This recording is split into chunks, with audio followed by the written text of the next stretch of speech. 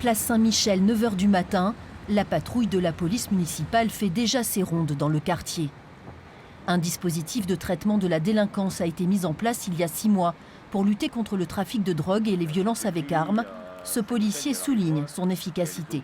Nous ne sommes pas les seuls, puisqu'il y a donc des associations qui ont travaillé de leur côté, le ministère de la Justice et la mairie de Bordeaux qui a aussi, je pense, renforcé ses effectifs, la présence de la police municipale sur place. Alors, c'est un défaut aussi également, ce dispositif, c'est que ça fait le résultat, c'est que la délinquance, des fois, se déplace.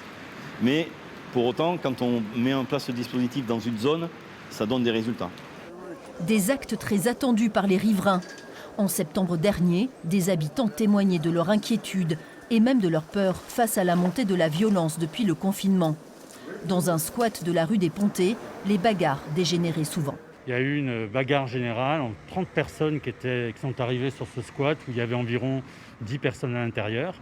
Ils ont voulu les déloger avec des armes blanches, des couteaux, des clubs de golf, des sabres japonais.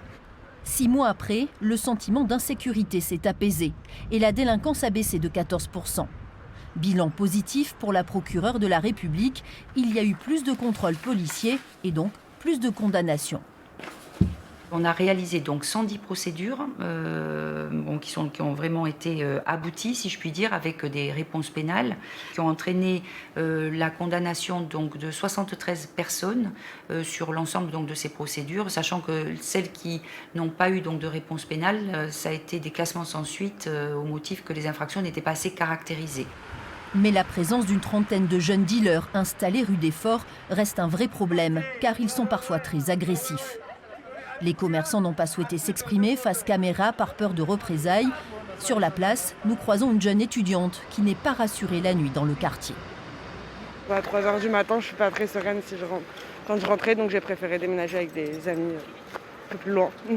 C'est pas forcément très agréable, mais être suivi, voilà. Vous êtes arrivé ? Oui, ça m'est arrivé plusieurs fois en vrai, mais... Depuis notre tournage, la police a effectué d'autres interpellations. Une boutique de téléphonie mobile et un salon de thé ont été fermés pour trafic de drogue et recel d'objets volés. Le dispositif de traitement de la délinquance a été prolongé jusqu'en mars.